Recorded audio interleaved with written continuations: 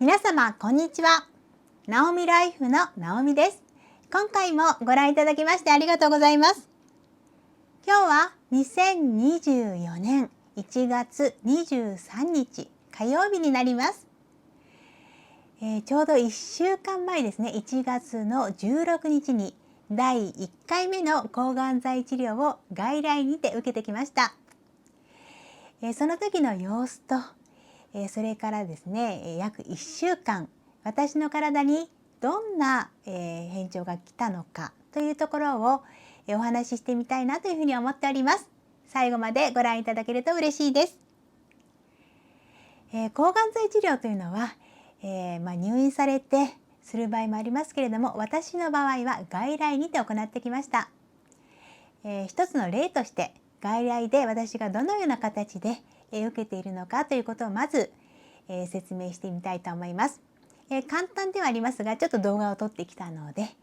そちらを使って説明してみますね。ご覧ください。病院についてまず先にすることは血液検査です。血液検査の結果が出るまで約1時間ほどかかりますが、その間もこのカーテンで仕切られたスペースで過ごしていました。リクライニングができるソファーになっているので、とてもリラックスできます。またテレビなども見ることができます。そして血液検査の結果が出て、先生から抗がん剤をやっても大丈夫ですねという診断が下った後、吐き気止めをまず服用します。そしてその後30分ほどしてから心電図などをつけて体の調子を見ていただきながら、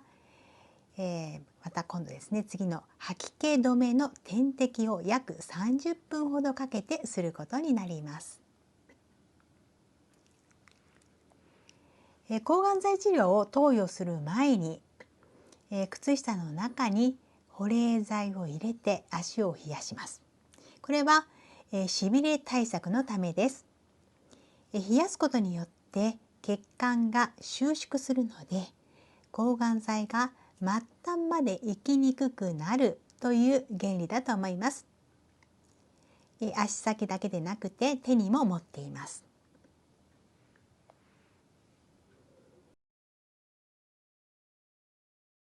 パクリタキセルという抗がん剤をいよいよ投与します。500ml ありますが、それを約3時間かけて投与します。そしてその後、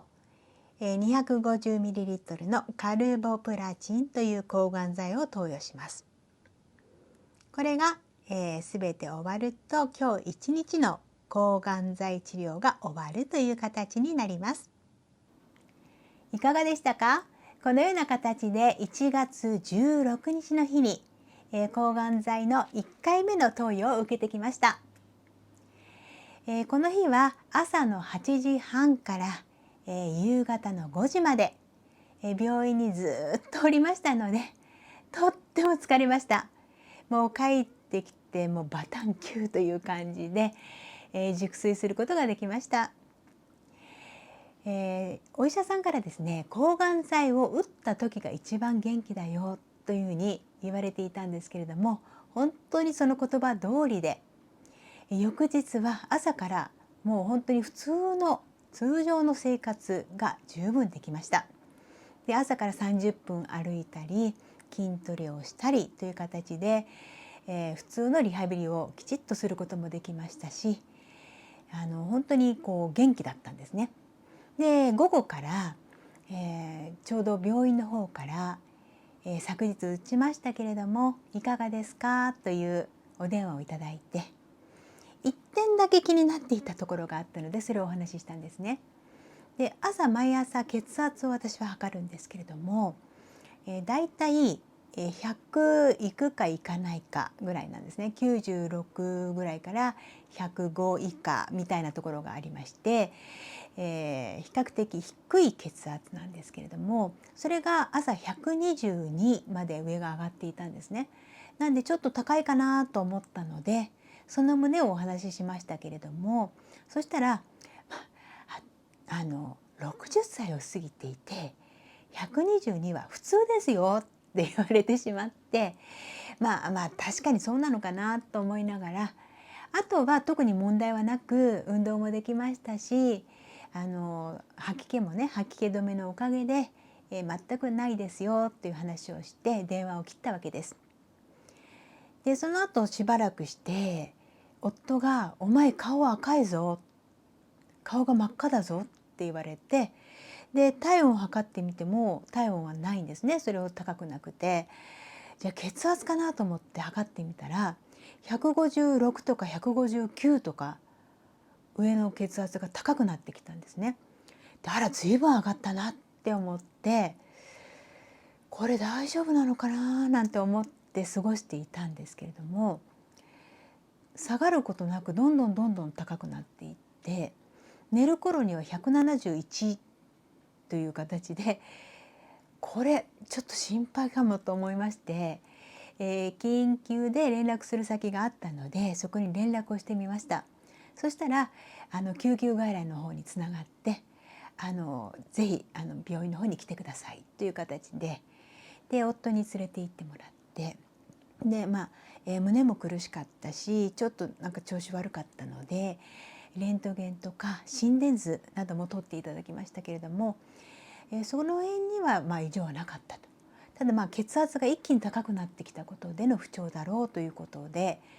血圧を下げる薬ですねをいただきました。それによって翌日翌々日とだんだんこう下がっていって、ただ外来を受診した方がいいからということで昨日緊急外来の方から予約をしていただいたので、主治医の先生のいる時間帯ですね、昨日行って、状態を説明してという形でまた再度1ヶ月分の血圧を下げる薬をいただいたわけです。でそれをもらって、帰ってきました。ただ先生が100以下になるようになったらもう飲まないでねというふうに言われていたので、細かくチェックしようと思って帰ってきて血圧を測ったら、なんと上の血圧が88とかだったんですね。なのでもうこれ飲んじゃまずいよねという形で、夫と相談して、今朝はもう血圧の薬を飲まずに、現状維持しているような形です。なんで本当血圧って怖いなと思いましたけれども、あとですね、他の不調としては翌日の夕方から関節が痛くなってきました。もともと四十肩五十肩六十肩っていうんですかね、肩が痛かったんですけれども、それ以外に体のあちこちが痛み始めました。ただ痛んだといっても歩行とかなんか動き回るのには痛いなと思う程度でありましたので、とりあえずロキソニンという薬をいただいていたのでそれを飲んで対応できました。あとは筋肉痛ですね。筋肉痛も起きてきました。でも妥協できる範囲かなというふうに思っています。で、以前もちょっとお見せしたんですけれども、こういう形で、打った後ですね、3週間で起こりうることっていうのが書かれていて、ここで書かれていることは、嘔吐ですね。嘔吐が5日目から6日目あたりにピークで訪れるだろうということで、それは3日目ぐらいまでは吐き気止めというのを処方されているので、それによって抑えられていた分が吐き気止めを飲まなくなったことによって吐き気が出てくる場合があるということだと思うんですけれども、私の場合は全くそれがなくって1回も嘔吐もしていないし吐き気もありませんでした。であと、抗がん剤を打った日翌日翌々日この3日間だけは便秘しましたので、処方いただいていたマグミットという薬を飲みまして、それによって出てきましたので、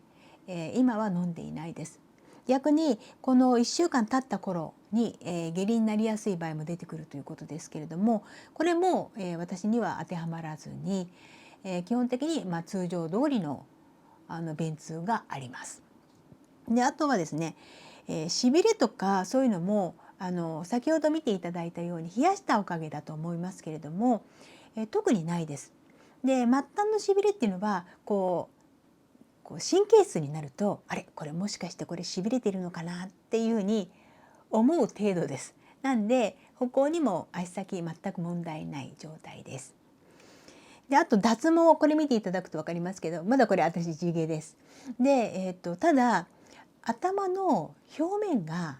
ちょっとここ昨日ぐらいからピリピリピリピリ、なんかあちこちこうピリピリピリピリする感じは出てきましたので、